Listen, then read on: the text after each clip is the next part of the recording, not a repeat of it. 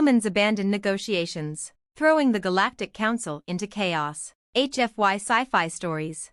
The Galactic Council had always been a model of unity, a conglomerate of species, each more advanced than the next, each more knowledgeable, each more powerful in its own right. For eons, they had governed the universe, ensuring peace, trade, and diplomacy across the stars. However, the arrival of humanity changed everything. In the early days, when humanity first made contact with the Council, their potential was clear. They were a rapidly evolving species with vast ingenuity, unyielding resolve, and an unparalleled capacity for innovation. Though their technology was primitive compared to the ancient civilizations of the Galactic Council, there was something else, something far more unsettling to the other species. Humanity's thirst for independence was unlike anything the Council had seen before. Where other species relied on collaboration, technology, and shared knowledge, humans seemed to thrive in isolation. They were intensely competitive, driven by the need to prove themselves capable of surviving and thriving on their own terms. When the humans first joined the negotiations, the Council was divided. Some feared the humans' unpredictable nature, while others believed they could be a valuable ally. The meetings dragged on for years, each one more tense than the last, as humans consistently rejected the Council's suggestions, each demand, and every proposal. It wasn't just their refusal to cooperate that bothered the Council members, it was their unwillingness to be tamed. Unlike every other species they had encountered, humans were not content to accept the authority of the Galactic Council. They didn't trust it, and in their eyes, the Council's attempts to help were often veiled attempts to control. But everything came to a head during the most recent summit. The Galactic Council had proposed a treaty that would have granted them oversight over human expansion, resources, and military capabilities. It was a reasonable offer, at least by the standards of galactic diplomacy. After all, most species in the galaxy had agreed to similar terms in the past, and it was seen as the path to peace and prosperity. Yet, as the summit dragged on, it became apparent that the humans were no longer listening. Their representatives, led by the human ambassador, Dr. Elijah Carter, had grown increasingly distant, disinterested, and, at times, outright hostile. "We do not need your oversight," Dr. Carter had said, his voice steady but carrying a sharp edge. "We've managed just fine without your help for centuries. We will continue to manage on our own, and if you try to interfere, we'll resist, peacefully, if possible, but we won't bend to your will." The Council had erupted in outrage. They couldn't fathom this kind of refusal from a species they had deemed young and impressionable. But humanity, it seemed, had other ideas. The humans had turned their backs on the negotiations, walking out in protest, leaving the Council stunned in the wake of their departure. What followed was chaos.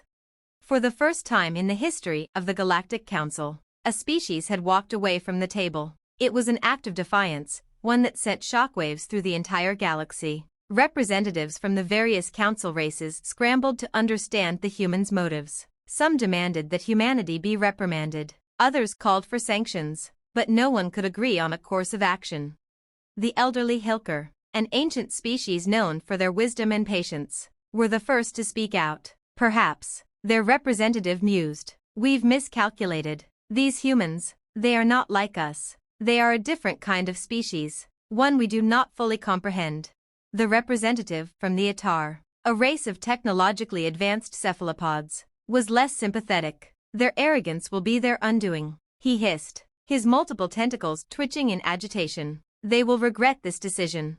But it wasn't just the Council members who were rattled. Across the galaxy, the news spread like wildfire. Ships, planets, and colonies that had once been skeptical of human strength now found themselves fascinated. Humanity's refusal to bow to the Council's pressure made them something more, a symbol of independence and defiance. The humans weren't scared. They weren't intimidated by the might of the galactic powers. They didn't back down, and the more the Council tried to pressure them, the more they solidified their place as a force to be reckoned with.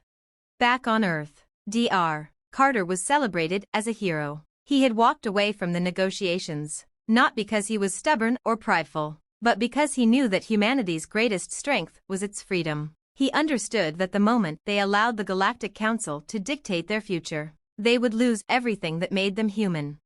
Let them talk. Dr. Carter had said in his final address to the council. But we will do things our way. We always have. And we always will.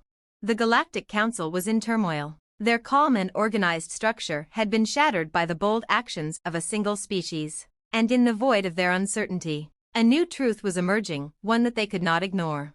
Humanity would not be controlled. And in the chaos that followed, no one could predict what the future would hold. The Galactic Council would either adapt or collapse in the face of this new, unpredictable force in the universe.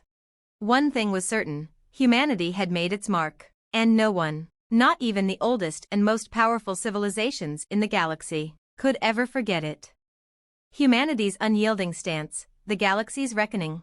The days after humanity's abrupt departure from the Galactic Council's negotiations were fraught with uncertainty. Every race in the galaxy was left scrambling to reassess their position, unsure how to proceed. Some factions within the council rallied for punitive action against humanity, while others suggested a more diplomatic approach, fearing that a heavy-handed response could escalate into a catastrophic conflict.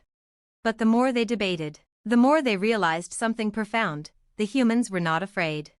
Humanity's reputation for resilience had been well known across the galaxy, but the Council's leadership had underestimated it. Earth, a relatively young world, had already survived centuries of war, disease, and internal strife. Now, it had become the symbol of defiance against the most powerful political body in existence.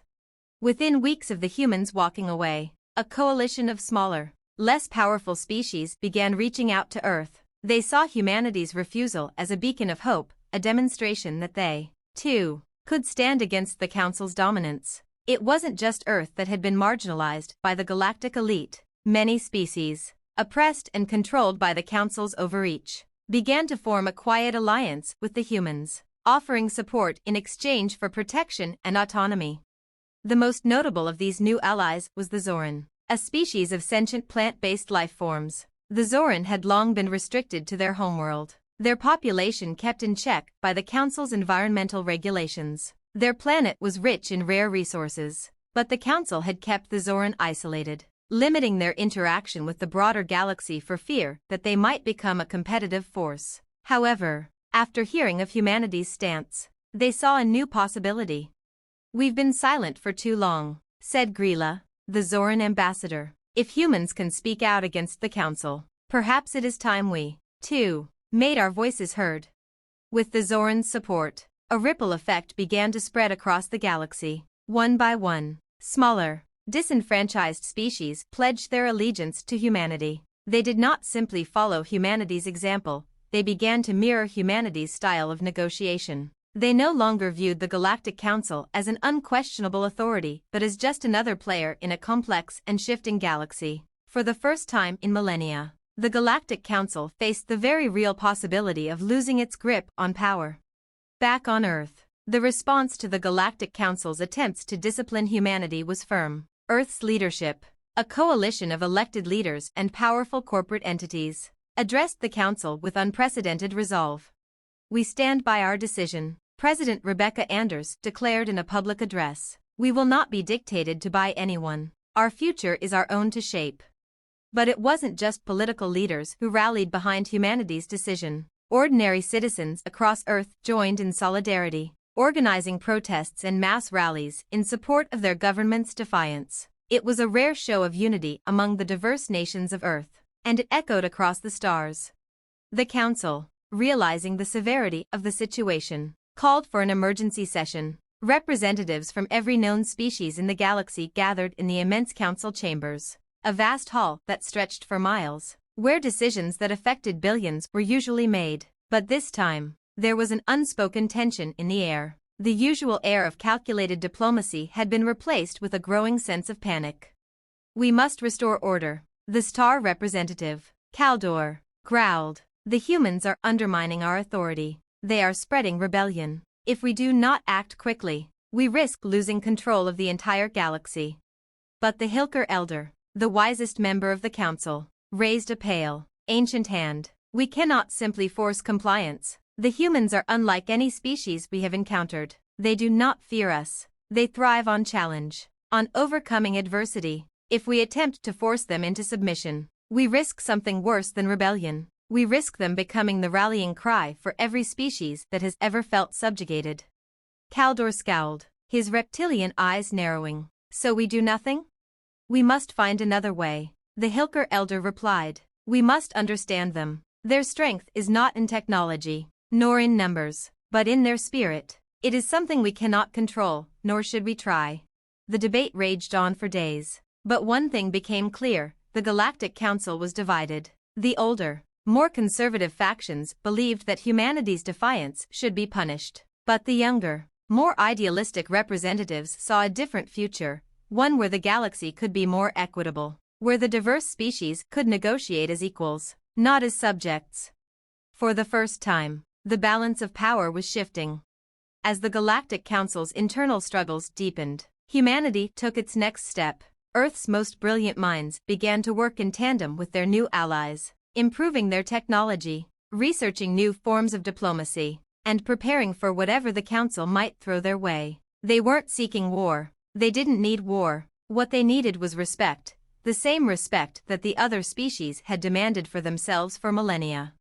Dr. Carter, who had long since returned to Earth after his dramatic exit from the Council's summit, gave a quiet interview to a neutral news network, his face calm yet resolute.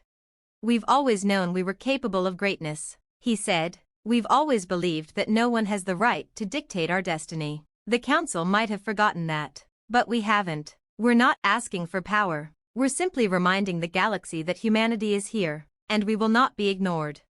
And so, the stage was set for a new chapter in the galaxy's history. The Galactic Council was no longer the uncontested authority. Humanity, a species once seen as insignificant, had become a symbol of resistance, of strength, and of unyielding will. The galaxy, it seemed, had underestimated the humans, and now, the consequences of that miscalculation were beginning to unfold, not in the form of war, but in the form of something far more dangerous to those in power: revolution. The balance of the galaxy was tipping, and humanity was at the center of it all. The dawn of a new galactic order.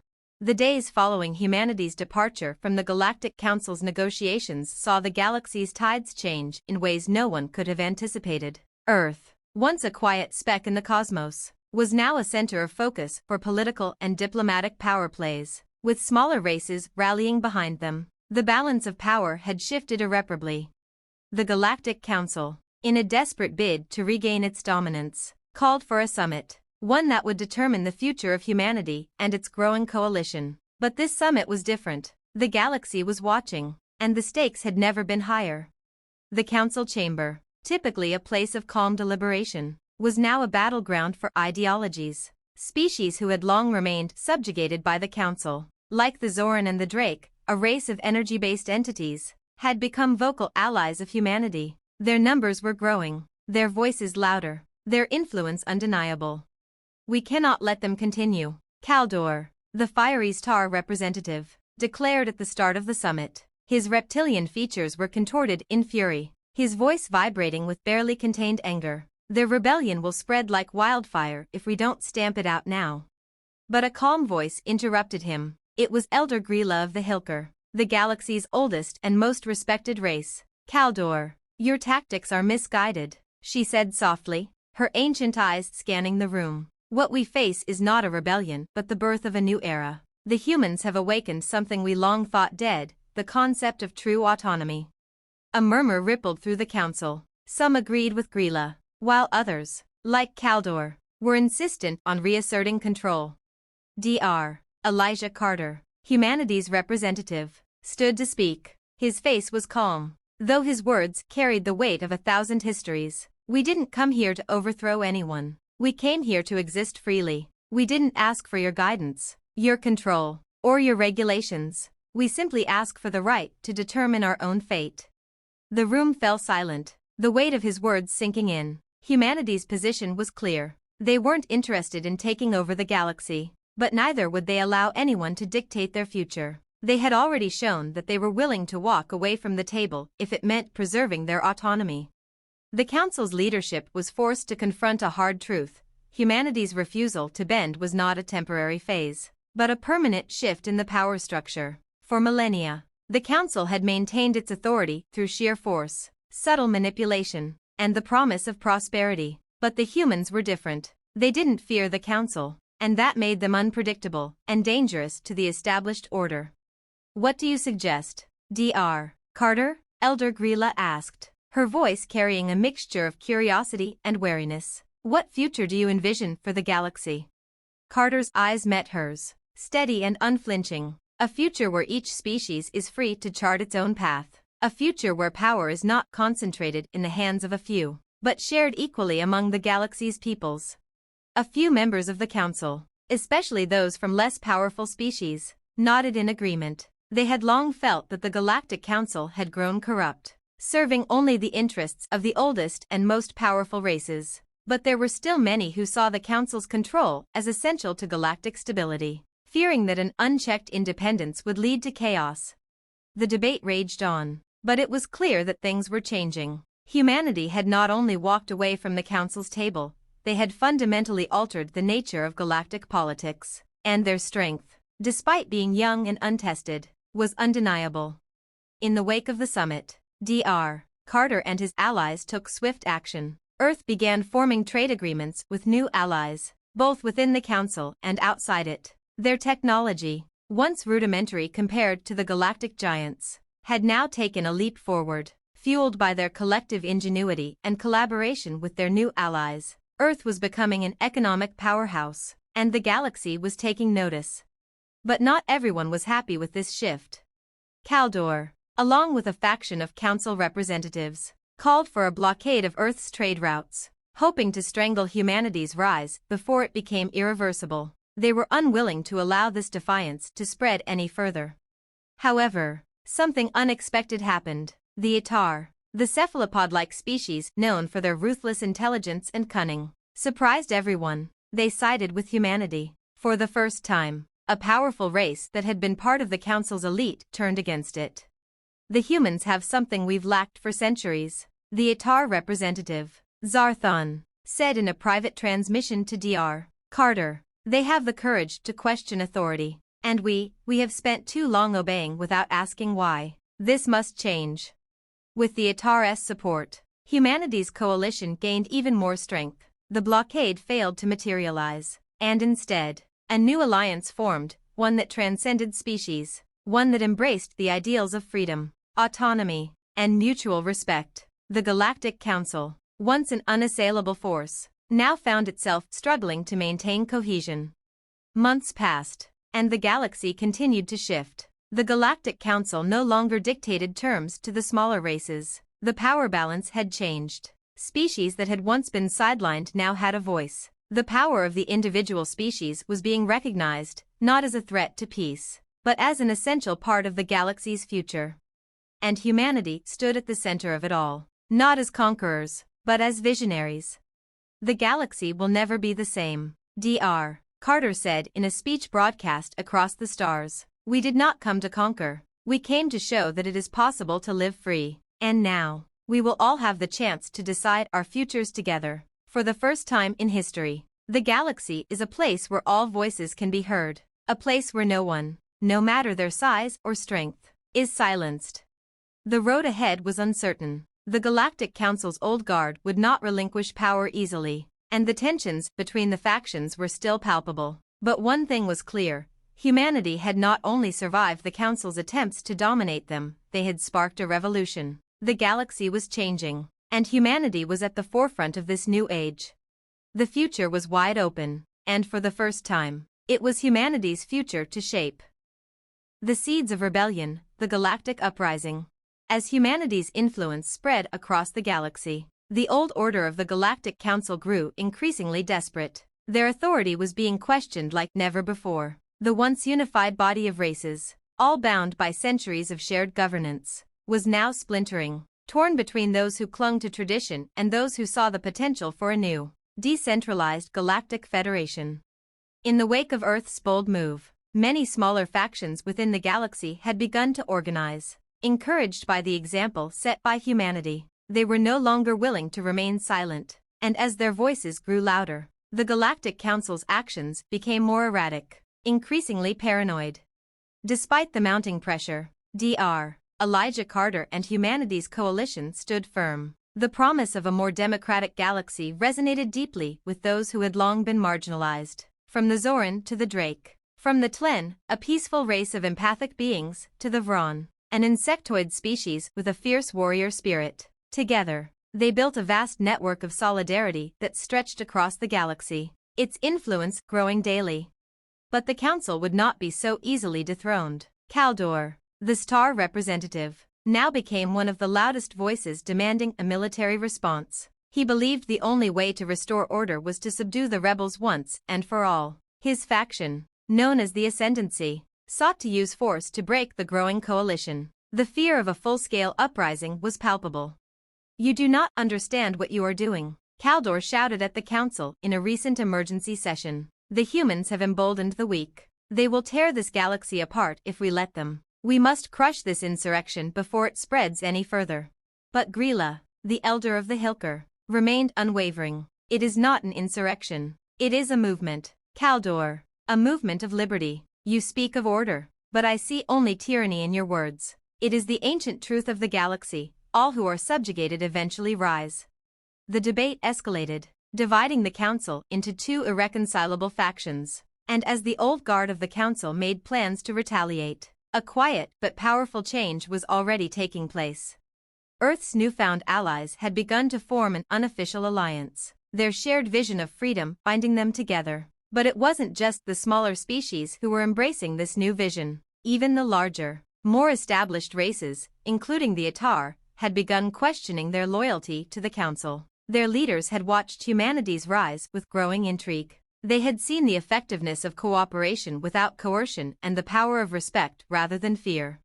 One by one, the species once bound by the Council's law began to reconsider their positions. The Vron, who had long been considered a warlike species, began negotiations with the human-led coalition, seeking to form a peaceful alliance based on mutual respect and trade. Even the Drake, whose energy-based consciousness had once kept them isolated, started reaching out to humanity, seeking to understand how they could live in a galaxy where freedom wasn't just a promise, but a reality.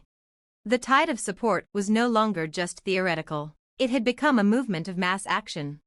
In response to the growing unity, the Council attempted a series of military actions. Blockades were set up around planets sympathetic to the human-led coalition, and strategic strikes were made against supply routes. But instead of quelling dissent, these actions only spurred it. The ships of Earth's allies, once considered minor players, now formed a formidable resistance force.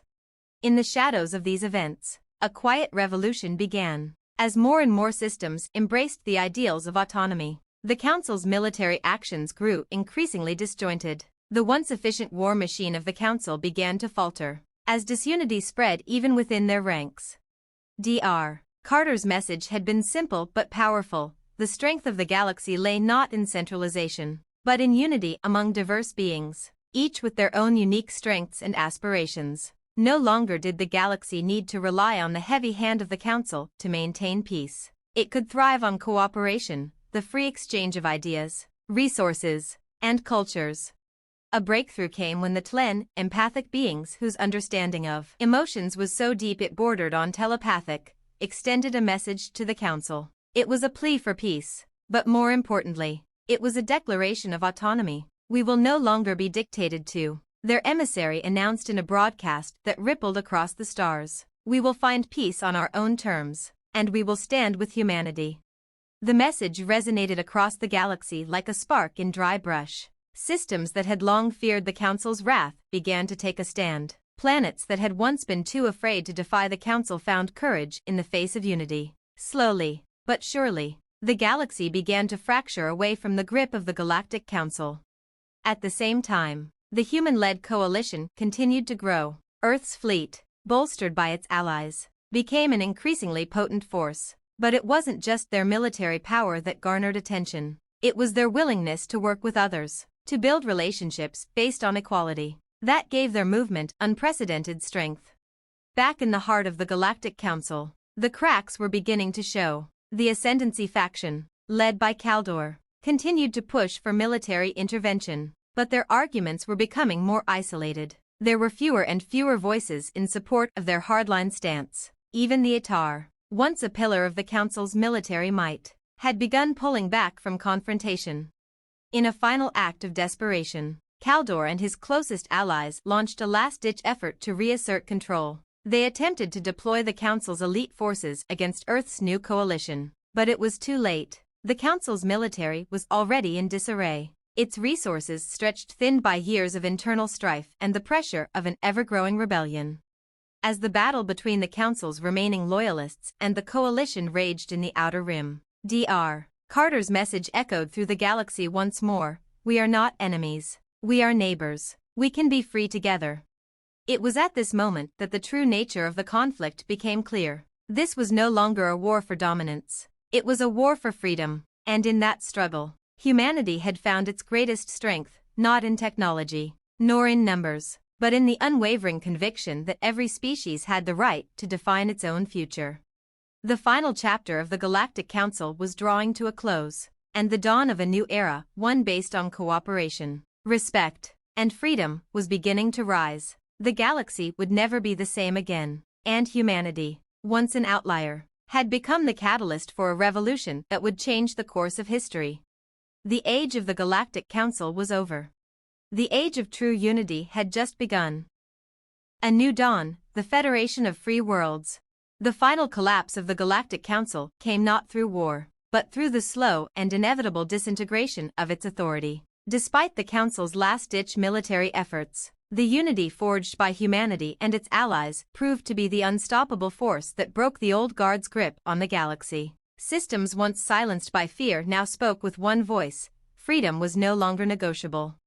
In the aftermath of the rebellion, the galaxy found itself in uncharted territory. The once dominant council had splintered into factions, its power shattered. Where once the fate of entire systems had been decided in the council's vast halls, now new voices, new alliances, and new ideas filled the void. And at the center of it all stood Earth, no longer a fledgling power but the heart of a new order.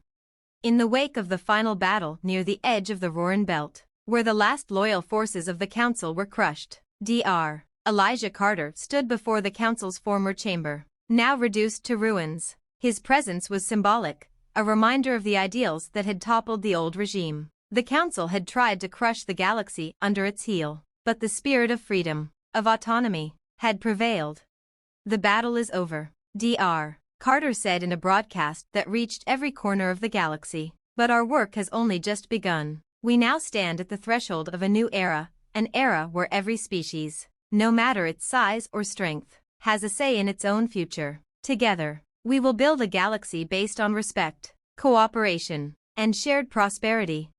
Across the galaxy, messages of hope spread. The races that had long been subjugated by the Council's iron will were now free to chart their own destinies. No longer would the fate of entire civilizations rest in the hands of a distant, detached body of elites. The Federation of Free Worlds, a new political entity forged from the ashes of the old regime, began to take shape.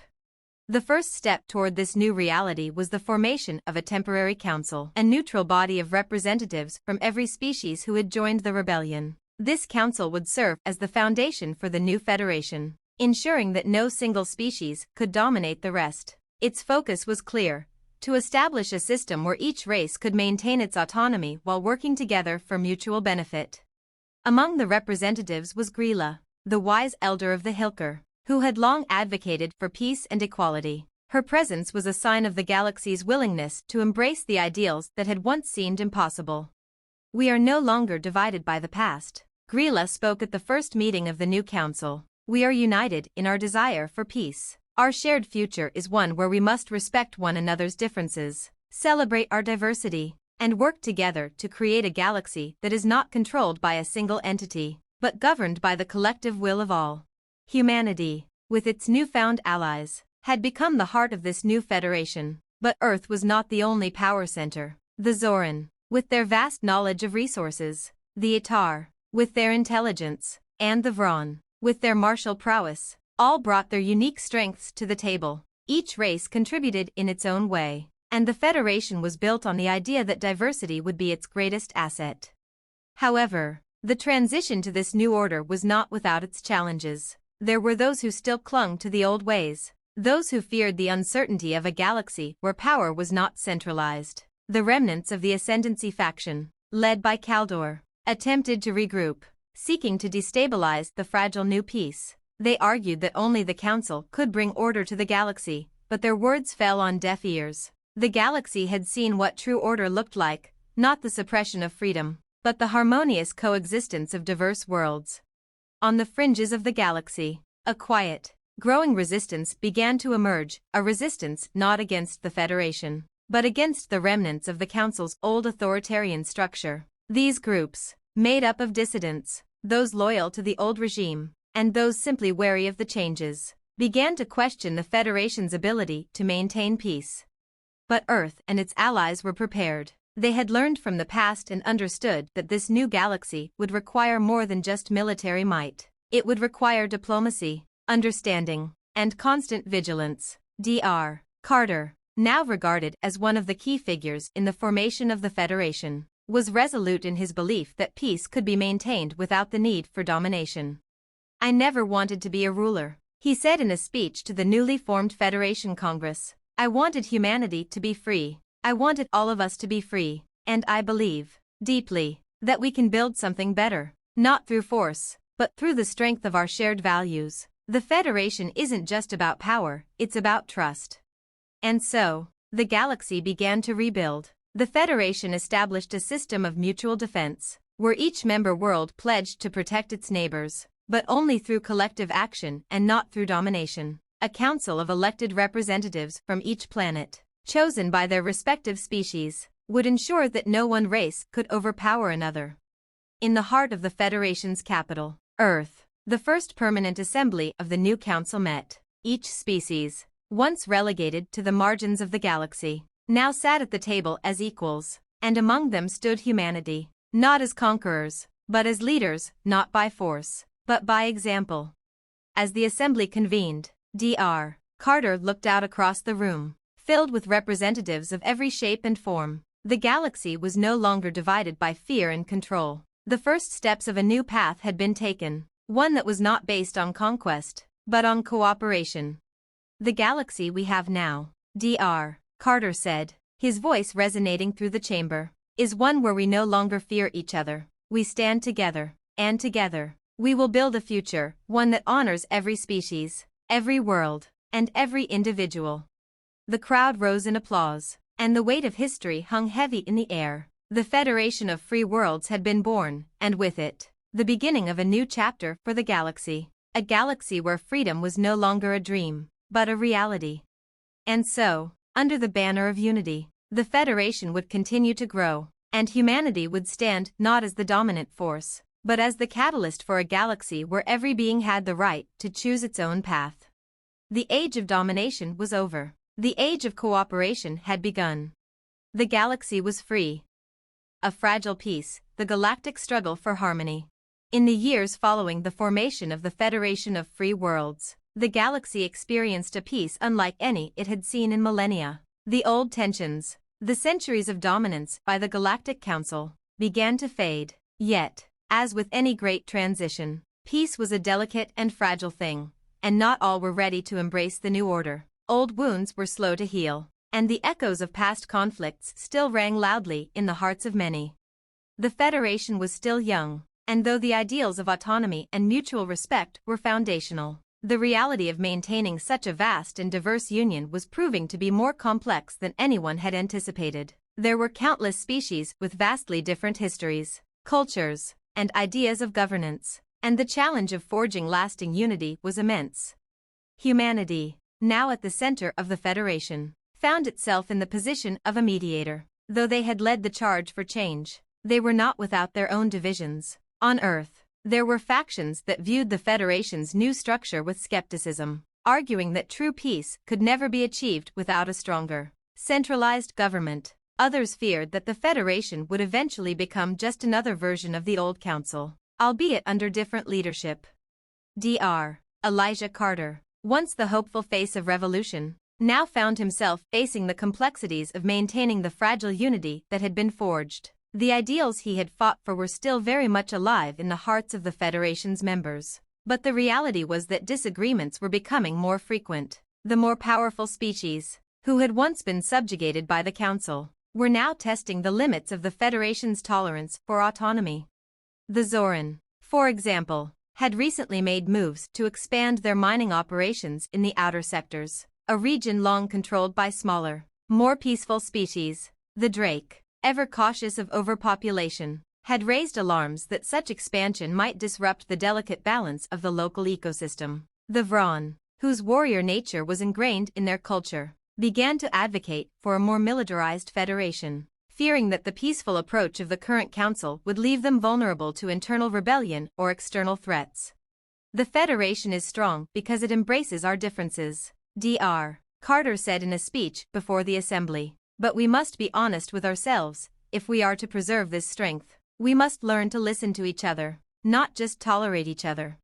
Yet even as Carter's words rang out, there were factions within the Federation that were already plotting against this fragile peace. Kaldor, the former Star representative of the Ascendancy, was not finished with his vision. From his hidden base in the outer reaches of the galaxy, he had rallied a growing number of disenfranchised worlds, promising a return to the old ways. Under his banner, these worlds began to rebel against the Federation's authority, claiming that the Federation's decentralization was too weak, too vulnerable to the unpredictable chaos of a galaxy without central command. We were right all along, Kaldor broadcasted across the stars. The Federation is a lie, built on the impossible dream of harmony. The galaxy needs order. It needs a guiding hand, a firm grasp of control. Only then can we ensure peace. His rhetoric spread quickly among systems that had been deeply dissatisfied with the Federation's slow and often convoluted decision-making process. These systems began to withdraw, refusing to follow the Federation's directives, citing their right to autonomy and self-governance. In response, the Federation convened an emergency council meeting. The fractures within the newly formed Union were now evident to all. The once promising ideals of cooperation were now facing the very real threat of division. Grilla, the wise elder of the Hilker, stood once again before the Assembly, her voice steady. The true challenge of this federation is not just maintaining peace, it is understanding that peace requires work. We must be vigilant, we must compromise, and we must stay true to our purpose. Our differences are not a weakness, but our strength. But we must also remember, if we are to stand together, we cannot let those who seek to divide us succeed. But Kaldor's words were not easily forgotten, and as the Federation sought to repair the damage caused by his rebellion, internal conflicts continued to surface. The Vron, who had long prided themselves on their warrior traditions, began calling for a larger, more formidable military force, believing that only through strength would the Federation survive the coming challenges. As tensions flared, the Tlen, the empathic race, began to reach out to those still disillusioned by the Federation's weaknesses. Their message was one of patience and understanding, but their influence was growing in the shadows, their power quietly building. The Tlen's ability to feel and understand emotions made them both powerful diplomats and master manipulators, and while they publicly espoused peace, there were rumors that their long-term goals involved restructuring the Federation into a more centralized and controlled entity. Despite these growing pressures, Dr. Carter and his allies were determined to maintain the fragile peace. They knew that the path forward would require more than just diplomacy, it would require understanding that even within the Federation, divisions were inevitable, but divisions didn't have to lead to destruction. The Federation is a journey, Dr. Carter said during one of his rare addresses to the galaxy. It is a journey that will have its struggles, its missteps, but as long as we remain committed to the ideal of freedom, to the belief that every species, no matter its size or strength, deserves to chart its own course, then we can overcome anything. The galaxy watched as humanity's leadership was tested. The Federation was young, fragile, and constantly on the brink of fracture, but humanity had always thrived under adversity, and this new challenge, while daunting, was one that would define their place in the galaxy. The rising tensions across the Federation were not just political, they were cultural. Old prejudices ran deep, and centuries of galactic history could not be erased overnight. The Federation's model was imperfect, its dreams of unity often overshadowed by the complexities of a diverse universe. Yet, as long as the leaders of the Federation remained steadfast in their commitment to a shared future, there was hope that peace could endure. The struggle for unity, for balance, and for cooperation would continue. The Federation, though young, had proven that it could survive the pressures of the galaxy. But whether it could thrive, whether it could overcome the forces of division and fear, was yet to be determined. And so, the galaxy stood at the crossroads of its future, uncertain but hopeful. The age of dominance was over. The age of cooperation was just beginning. But the journey toward true harmony was far from complete.